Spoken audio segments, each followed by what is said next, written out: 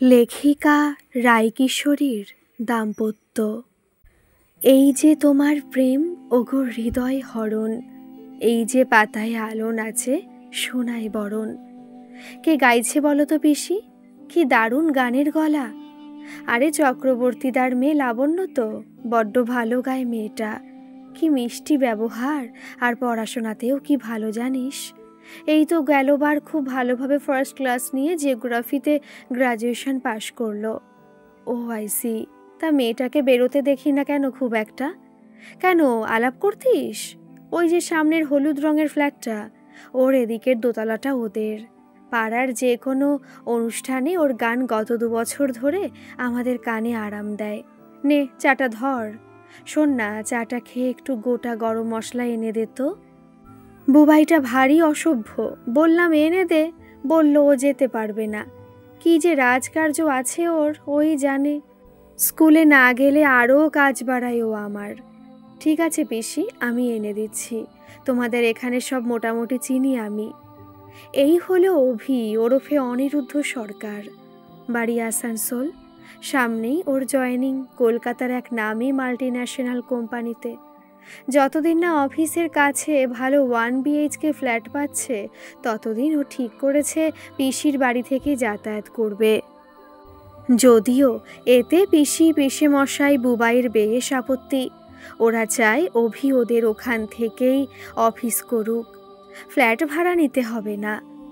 গরম মশলা কিনে ফেরার সময় অভি কায়দা করে লাবণ্যদের ফ্ল্যাটের নিচে এসে দাঁড়িয়ে গান শোনার লোভে পকেট থেকে একটা সিগারেট বের করে ধরায়। চোখের আলোয় দেখেছিলাম চোখের বাহিরে, অন্তরে আজ দেখব যখন আলোক নাহিরে। আহা কি দারুণ গান করে মেয়েটা! এরকম ট্যালেন্ট কেউ ঘরে চেপে রাখে? মনে মনে বলে ওঠে অভি, কিন্তু হঠাৎ করেই ছন্দপতন। একজন মহিলার কড়া গলা শুনতে পাই অভি। আর কত আলোয় দেখবে মাগো, ঘরের কাজকর্ম না করে দিব্যি তো লোক শুনিয়ে গেয়ে যাচ্ছ। বলি আর কতক্ষণ জলসা চলবে? এত অবধি শুনে অভি আর ওখানে না থেকে পিসির বাড়ির দিকে পা বাড়ায়। পিসি, এই নাও তোমার গোটা গরম মশলা। ওহ, এনেছিস, দে। কি ব্যাপারে, পুরো ঘেমে গেছিস? কুকুর টুকুর তাড়া করেছিল নাকি? তোর সাথে যা কুকুরের সখ্যতা! আরে না, সে তো ছোটবেলায়, তুমিও না। আচ্ছা পিসি, ওই মেয়েটা যে গান করছিল, কি যেন নাম বললে? লাবণ্য। কেন? আরে এমনি, ওদের বাড়িতে কে কে আছেন? না মানে মেয়েটা গান করছিল, হঠাৎ একজন মহিলা এসে ওকে বকাবকি করতে লাগলো। দেখো, যদি বেসুরো গাইতো তাহলে না একটা কথা ছিল। বাবা অভি, তুই তো দেখছি একেবারে ওর ফ্যান হয়ে গেলি। অবশ্য তোর দোষ নেই, মেয়েটা গাই ভালো। বলেই গোটা গরম মশলাগুলো একটা ডাব্বায় ভরতে থাকেন অভির পিসি ওরফে বিদিশা রায়। কার কথা বলছো তোমরা? বলতে বলতে বুবাই নিজের ঘর থেকে বের হয়। বুবাইয়ের প্রশ্নে ওর মার হাসি আরও চওড়া হয়, আর অভি সামান্য হলেও লজ্জা পায়। বুঝলি বুবাই, তোর অভিদার আমাদের লাবণ্যর গান খুব ভালো লেগেছে, তাই ওর খোঁজ খবর নিচ্ছিল। আসলে গেল 2 বছর পিসির বাড়ি এসে থাকেনি, তাই ওর গানও শোনা হয়নি। লাবণ্য মানে শ্রদ্ধাঞ্জলি অ্যাপার্টমেন্টের ব্ল্যাক ক্যাট? শোনা মাত্র বিদিশা জোরে ধমক দেন বুবাইকে। বুবাই নিজের ঘরে ঢুকে যায়। পিসির এরকম আচরণে অভির মনে অনেক প্রশ্ন উকি মারে, কিন্তু কিছু বলে না। দুপুরে খেতে বসে মায়ের ভয়ে বুবাই চুপচাপ খেয়ে উঠে পড়ে। বুবাই উঠে যেতেই বিদিশা বলে ওঠেন, বুবাইটার যে কবে বুদ্ধিশুদ্ধি হবে কে জানে। সামনের বছর HS দেবে, এখনও এরকম কথাবার্তার ছিরি। ও তো আর বাচ্চা নেই বল। তাছাড়া আমি বা তোর পিসেমশাই কেউই তো ওকে এরম শিক্ষা দিই না। কাদের সাথে যে মেশে কে জানে। পিসি, ওই কথাটায় তুমি এরকম রেগে গেলে কেন? কয়েক মুহূর্ত চুপ থেকে বিদিশা বলে ওঠেন, আমরা গুণ দেখে কবেই বা মানুষকে বিচার করলাম বল? রূপের বিচারই আসল মাপকাঠি, আর সেই বিচারে হয়তো লাবণ্য একটু পিছিয়ে। ওর গায়ের রং শ্যামলা, এটাই ওর দোষ।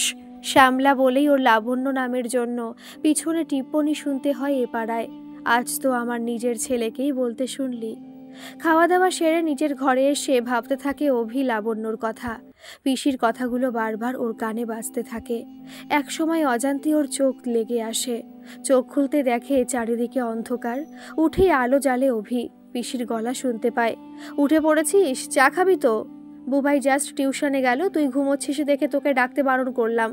তুই এক কাজ কর, ফ্রেশ হয়ে রেডি হয়ে নে, চা খেয়ে একটু বাজারে যাব। তোর পিসেমশাই ফোন করে বলল ফিরতে দেরি হবে, কাল আবার বৃহস্পতিবার। এটা সেটা কেনার পর বিদিশার ইচ্ছে হয় অভিকে সকালের জলখাবারে একদিন লুচি হালুয়া করে খাওয়ানোর। সেই মতো ওরা বাজারের মুদি দোকানটায় যায় টুকটাক জিনিস কিনতে। সেখানেই দেখা হয় প্রমিতার লাবণ্যর সাথে ওদের। কি গো, তুমি তো ডুমুরের ফুল হয়ে গেছো প্রমিতা বৌদি, পাড়ায় বেরোতে দেখিই না। 15ই আগস্টেও নিচে নামলে না, লাবণ্য কি সুন্দর গান করলো। কিরে লাবণ্য, কেমন আছিস মা? লাবণ্য নামটা শুনেই অভির চোখ দুটো জলজল করে ওঠে। চোখ ভরে ওর সামনে দাঁড়ানো শ্যামলা ছিপছিপে গরনের ভরার চোখের মেয়েটাকে দেখতে থাকে ও। সম্বিত ফেরে পিসির ডাকে, বৌদি এ হলো আমাদের অভি, আমার দাদার একমাত্র ছেলে। যত বলবো তত কম বলা হবে ওর বিষয়ে। এই তো IIM ব্যাঙ্গালোর থেকে ম্যানেজমেন্টে মাস্টার্স করলো, সামনেই ওর জয়েনিং।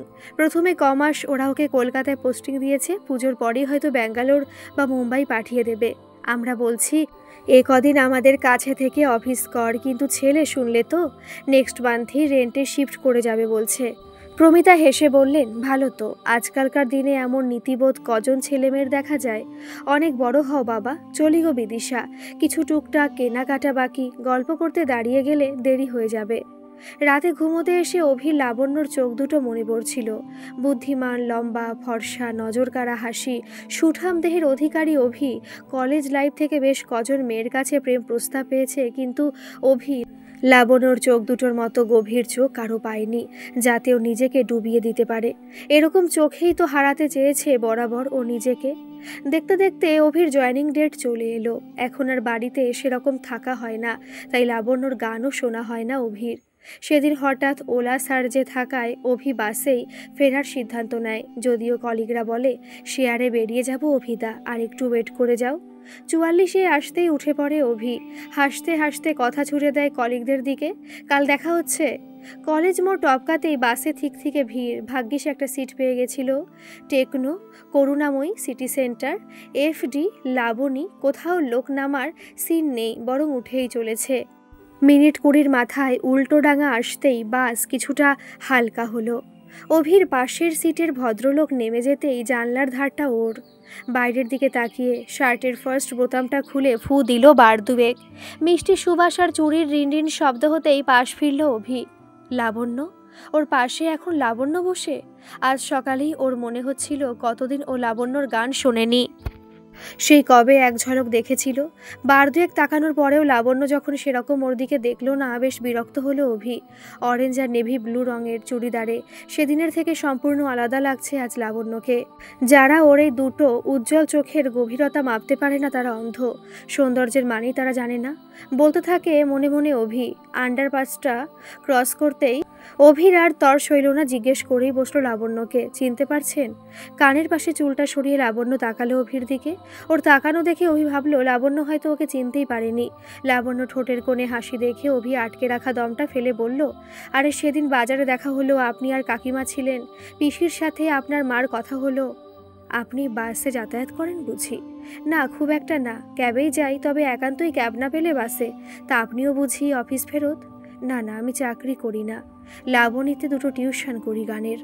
এই রে, এটা তো মাথা থেকেই বেরিয়ে গেছে। আপনার যা সুন্দর গানের গলা, আপনার চাকরির কি প্রয়োজন? না না, ওভাবে তাকাবেন না। আপনি সেদিন ঘরে প্র্যাকটিস করছিলেন, শোনা যাচ্ছিল। পিসি বলল আপনার কথা। লজ্জা পেয়ে যায় লাবণ্য। খান্নায় নেমে দুজনেই বাড়ির পথে হাঁটা শুরু করে। এ কথা সে কথায় অভি জানতে পারে মাস্টার্স করার ইচ্ছে ছিল লাবণ্যর, কিন্তু এখন সরকারি চাকরির পরীক্ষায় মজেছে। ওর বাবার আর 2 মাস পরে রিটায়ারমেন্ট। অভিও বলে ইঞ্জিনিয়ারিং পাশ করে ওর পুনেতে চাকরি করার কথা, তারপর ম্যানেজমেন্ট পড়া, আবার নতুন চাকরি জয়েন। এ কথা সে কথায় অভি জানতে চায় ওর গান করা কি ওর মা পছন্দ করে না? প্রশ্নটা শুনে লাবণ্য চুপ করে যায়। অভি ক্লারিফাই করতে থাকে যে সেদিন ওর হঠাৎ গান বন্ধ করে দেওয়ার পর ওর মায়ের কথা কিছুটা হলেও ওর কানে গেছিল, সেই জন্যই ওর মনে এই প্রশ্ন আসে। ফ্ল্যাটের গেট আসা পর্যন্ত আর কোনো কথা বলেনি লাবণ্য। অভির নিজের ওপর তখন ভীষণ রাগ হয়, বেফাঁস মন্তব্য করে। বেল বাজাতেই দরজা খোলেন প্রমিতা। মেয়ের থমথমে মুখটা দেখে ঘাবড়ে যান। আবার কিছু হলো নাকি? সোজা নিজের ঘরে চলে যায় লাবণ্য। পিছনে পিছনে প্রমিতাও যান। কী রে লাবু, কিছু হয়েছে? ওরা কি তোকে ফোন করেছিল? কী রে, বল কিছু। মা, আমি ঘরে যে একটু গান করি, তুমি আর সত্যি সেটা চাও না তাই না? কে বলেছে তোকে এ কথা? তুই সেদিনের কথা মনে লাগিয়ে বসে আছিস? তাকা আমার দিকে লাবু। মা রে, তুই যেদিন মা হবি সেদিন বুঝবি মাদের কত জ্বালা। মাকে জড়িয়ে ধরে কেঁদে ওঠে লাবণ্য। প্রমিতাও মেয়ের কপালে নিজের ঠোঁট দুটো রাখেন। থির থির করে কাঁপতে থাকা ঠোঁট থেকে শুধু কয়েকটা শব্দ বেরিয়ে আসে, বোকা মেয়ে, গাইবি, 100 বার গাইবি। আগাগোড়া বর্ধমানের বাসিন্দা জয়ন্ত চক্রবর্তী, রাষ্ট্রায়ত্ত ব্যাংকের কর্মচারী, বছর 4 হলো কলকাতায় পোস্টিং। মেয়ে লাবণ্য তখন সবে এইচএস দিয়েছে, রেজাল্ট অ্যাওয়েটিং। যাদবপুরে লাবণ্য চান্স পেয়ে যাওয়ায় জয়ন্তবাবু স্ত্রী মেয়েকে নিয়ে সল্টলেকে ভাড়া আসেন। বছরখানেক পর উত্তর কলকাতার ডালিমতলায় ফ্ল্যাট কেনেন। মেয়ের গায়ের রং শ্যামলা বলে ছোটবেলা থেকে লাবণ্যকে নিয়ে পাড়া প্রতিবেশী, আত্মীয় স্বজনের চিন্তা এবং উপদেশ দেবার উপযাজকতার শেষ নেই। ভগবান যে সবাইকে সব দেন না, এ কথা সকলে হয়তো মানতে পারে না। লাবণ্য যে এত ভালো গান করে, এত মেধাবী যে সব যেন ওর শ্যামলা হবার দোষে ঢাকা পড়ে যায়। যদিও চক্রবর্তী বাবু সে নিয়ে মাথা ঘামান না, কিন্তু প্রমিতা সর্বদাই চিন্তিত। আর যেদিন থেকে লাবণ্যর জন্য আসা পাত্রের সম্বন্ধ একটার পর একটা ভেস্তে যায় ওর শ্যামলা গড়নের জন্য, সেদিন থেকে প্রমিতা আরও ভেঙে পড়েন।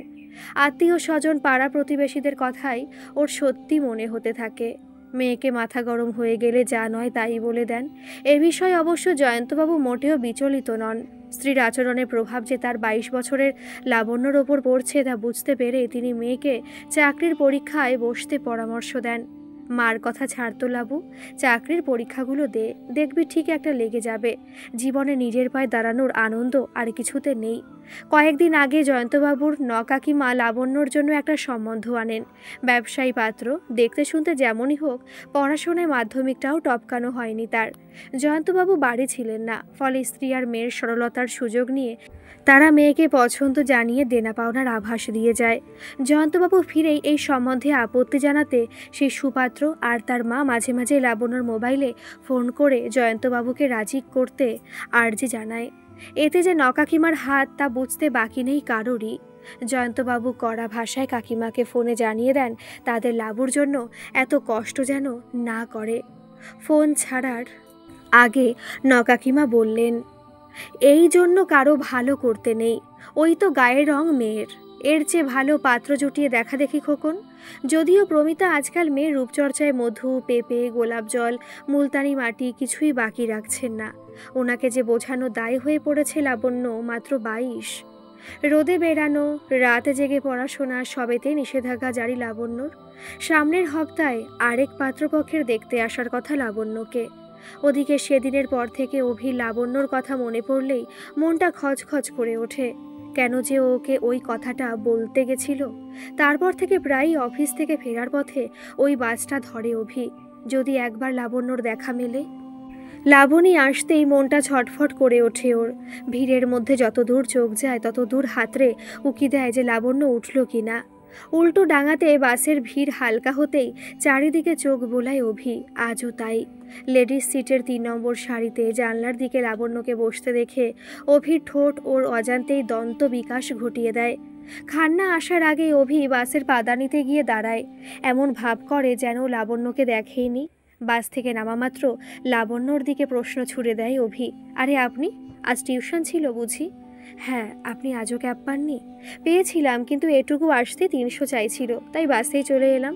ভালো করেছেন। তা পুজোর পরে কোথায় পোস্টিং দেবে কিছু জানা গেল? আপনার মনে আছে? না, এখনও কিছু জানা যায়নি। বারে, সেদিন আপনার পিসি তো। লাবণ্যকে থামিয়ে দেয় অভি। সরি লাবণ্য, আগের দিন ওইভাবে আপনাকে কাকিমার ব্যাপারে জিজ্ঞেস করা উচিত হয়নি। এভাবে না না, সেদিন তো আমিও কি বাজেভাবে কোনো কথা না বলে চলে গেলাম। সরি, আমারও বলা উচিত। দুজনেই হেসে ফেলে এইবারে। অভি লাবণ্যকে জিজ্ঞেস করে চা খাবে কিনা। দুটো পরপর গানে ক্লাস করে ওরও গলার অবস্থা খারাপ। রাজি হয়ে যায় অভির প্রস্তাবে। চা খেতে খেতে লাবণ্য ওর মার কমপ্লেক্স আর ওর কমপ্লেক্সানের ট্র্যাজেডি হাসতে হাসতে বলতে থাকে, কি জানেন তো, আমার মার আমাকে নিয়ে বড্ড বেশি চিন্তা হয়। কি করব আমি যদি আমার বিয়ে না হয়? ওরা না থাকলে কি হবে আমার, কে দেখবে? এই সব কারণেই যখন ডিস্টার্বড থাকে তখন একটু বকাঝকা করে ফেলে। অন্য দিনের তুলনায় আজ লাবণ্যকে অনেক সাবলীল, অনেক হাসি খুশি দেখাচ্ছে, কিন্তু অভির এটা বুঝতে বাকি থাকে না যে লাবণ্যকে ওর কমপ্লেক্সানের জন্য প্রতিদিন কত কথাই না শুনতে হয়। যারা মানুষের অন্তরের সৌন্দর্যকে উপেক্ষা করে বাহ্যিক চটকে বিশ্বাসী, তারা আর যাই হোক সম্মানের যোগ্য না, অন্তত আজকের দিনে দাঁড়িয়ে এটা আমি মনে করি। অভির কথাগুলো শুনে লাবণ্যর চোখের কোণ চিকচিক করে ওঠে। মৃদু হেসে চায়ের ভাঁড়টা ফেলে পয়সার ব্যাগ বার করতে যেতেই অভি বলে ওঠে, ওটি সস্থানে থাক ম্যাডাম, পেমেন্ট ডান। এভাবেই বার কয়েক রাস্তায় ওদের সাক্ষাৎ হতে থাকে। বলাই যায় নতুন বন্ধুত্ব হয়েছে ওদের মধ্যে। মাঝে কেটে গেছে বেশ কটা মাস। অভি ফ্ল্যাট ভাড়া নিয়ে চলেও এসেছে করুণাময়ীর কাছে। সেদিনের পর থেকে যতবার লাবণ্যকে দেখেছে ওর মনে হয়েছে একবার যদি ওর মনের কথাও লাবণ্যকে বলতে পারতো। না, সেটা আর বলা হয়ে ওঠেনি। এরই মধ্যে চেন্নাইতে বিশেষ কাজে অভিকে 3 সপ্তাহের জন্য যেতে হয়। লাবণ্যর সাথে মাঝে মাঝে ফেসবুকে কথা হয়। ফোন নম্বরটা সাহস করে চেয়ে উঠতে পারেনি ঠিকই, কিন্তু মেসেঞ্জারে লাবণ্যর অনুরোধে গান পাঠিয়েছে কয়েকবার। অভি লাবণ্যকে বলেছিল ওর জন্য একটা সারপ্রাইজ আছে, যদিও লাবণ্য কোনো উচ্ছ্বাস দেখায়নি, শুধু কয়েকটা স্মাইলি পাঠিয়েছিল অভিকে। শেষে লেখা ছিল, আমারও কিছু বলার আছে। চেন্নাই থেকে ফিরে লাবণ্যর ওকে কি বলার থাকতে পারে তা জানার জন্য একটুও সময় নষ্ট করতে চায়নি অভি। ফ্ল্যাটে লাগেজ রেখে ফ্রেশ হয়ে সোজা হাজির পিসির বাড়ি। অনেকদিন পর আজ পিসি অভিকে পেয়েছে, আর ছাড়েন। দুপুরের খাবারে আজ অভির পছন্দের পোস্তর বড়া, মসুর ডাল, পটলের দোলমা, কচি পাঁঠার ঝোল, মাছের ডিমের টক, সে এলাহি আয়োজন। কি করেছো পিসি, এত কে খাবে? চুপচাপ বসে পড় দেখি, আমার খুব খিদে পেয়েছে, সে কখন থেকে তোর জন্য বসে আছি, তোরই আসার সময় হলো। পিসি একটু ভাত কমাও, চুপ, খাওয়া শুরু কর। একা একা থেকে কি চেহারা করেছিস অভি? তারপর ওই চেন্নাই গিয়ে কি নাকি খেয়েছিস সে কদিন। খেতে খেতে এবাড়ি ওবাড়ি বুবাই পাড়া কি না উঠে আসে প্রসঙ্গে। ও ভালো কথা অভি, তোকে একটা জিনিস দেখাবার আছে। কি পিসি? বলছি দাঁড়া, আগে খেয়ে নে। খাওয়া শেষ হতেই অভি ওর ব্যাগ থেকে একটা প্যাকেট বের করে পিসির হাতে দেয়। কি আছে এটায়? ওসব পরে দেখো, আগে বলো কি দেখাবে বলছিলে। বিদিশা উঠে বেডরুমে থেকে একটা রঙিন খাম নিয়ে আসে। কি এটা? বিয়ের কার্ড, তোরও নিমন্ত্রণ। কার বিয়ে পিসি? আমাদের লাবণ্যর। শোনা মাত্র অভির কান গরম হয়ে যায়, হাত পা কাঁপতে থাকে, চোখ ঝাপসা হয়ে আসে। নিজেকে সামলে নিয়ে জিজ্ঞেস করে, তা কবে বিয়ে? এই তো সামনের 21শে জানুয়ারি। পেপার দেখে নাকি সম্বন্ধ আসে। ছেলে এমডি মেডিসিন, বাবা রিটায়ার্ড প্রফেসর, মা রেলে আছেন। লাবণ্যকে ওদের খুব পছন্দ জানিস। ছেলেটার মা তোর গান শুনেই মত্ত। যখনই ওনাদের বাড়ি আসেন তখনই নাকি লাবণ্যর গান শুনে তবেই ওঠেন। নাগের বাজারের দিকে বাড়ি। 3 মাসের মধ্যে বিয়ের জোগাড় 4টিখানি কথা বল। ছেলে ঠাকুমা খুব অসুস্থ, তাই তড়িঘড়ি বিয়েটা দিতে চান ওনারা। অবশ্য ওনারা রেজিস্ট্রি করে রাখার কথাই বলেছিলেন। চক্রবর্তী দ্বারাই বলেছেন সামাজিকভাবে বিয়ের ব্যবস্থা করতে কোনো অসুবিধা হবে না ওনাদের। ভগবান আছেন, দেখলি অভি, যে পাড়ার লোক পেছনে ওকে ওর গায়ের চামড়া কালো বলে হাসাহাসি করত, আজ তারাই ওদের সাথে ডেকে পীড়িত করে বেড়াচ্ছে। কি রে, শুনছিস অভি? পিসি খুব ঘুম পাচ্ছে, একটু শুই। ঘরে এসে লাবণ্যকে মেসেঞ্জারে টেক্সট করলো অভি, তাহলে বিকেলে 5টায় রতনদার চায়ের দোকানে দেখা হচ্ছে। উত্তর আসে, ঠিক আছে। পরন্ত শীতের বিকেলে ধুলোমাখা কলকাতা শহরের রাজপথের ধারে ধোয়া ওঠা চায়ের ভার হাতে পাশাপাশি বসে অনিরুদ্ধ আর লাবণ্য। কংগ্রাচুলেশন লাবণ্য, তবে পিসির বদলে খবরটা আপনি জানালে আরও খুশি হতাম। আসলে আমার আপনার জন্য তুলে রাখা সারপ্রাইজ এটাই ছিল। জানতাম না বাবা কার্ডটা গতকাল আপনার পিসির বাড়ি গিয়ে দিয়ে এসেছে। তাতে কি, আমি আপনার কার্ডটা আলাদা করে রেখেছিলাম, এই নিন। সুন্দর। অনেক সুখী হন আপনারা। আপনাকে কিন্তু আসতেই হবে বিয়েতে। আপনার সাথে আলাপ হয়ে খুব ভালো লেগেছে অনিরুদ্ধ। আপনাদের মতো মানুষ আছেন বলেই এখনও সমাজটা বসবাসের যোগ্য। কি সারপ্রাইজ আছে বলছিলেন আমার জন্য? কই দিন। হ্যাঁ দি, বুঝলেন, আমার একটা কাজ মনে পড়ে গেল। আপনি এটা রাখুন, বাড়ি গিয়ে খুলবেন। আর চলি? কিন্তু আরে, দেখে রাস্তা পার হন। বাড়ি এসে প্যাকেটটা খুলে লাবণ্য দেখে একটা বড় খাম। খামটা খুলতেই ওর সামনে ধরা দেয় অনন্য লাবণ্যে মাখা কার্ড পেন্সিলের ছোঁয়ায় পরিপূর্ণ মায়াবী এক মুখমণ্ডল, যা ও নিজে। স্কেচটার নিচে ছোট্ট করে লেখা, জীবনলতা অবনতা তব চরণে, হরসগীত উচ্ছ্বসিত গে, কিরণ মগন গগনে। কয়েক মুহূর্তের জন্য থমকে থাকে লাবণ্য। মোবাইলটা হাতে নিয়ে মেসেঞ্জার খুলে অনিরুদ্ধকে যোগাযোগ করতে যেতেই একটা লেখা চোখে ভেসে ওঠে ওর। You can't reply to this conversation, learn more. গল্পটা কেমন লাগলো অবশ্যই কমেন্ট করে জানাবেন, আর ভালো লাগলে একটা সাবস্ক্রাইব করে আমার পাশে থাকবেন। ধন্যবাদ।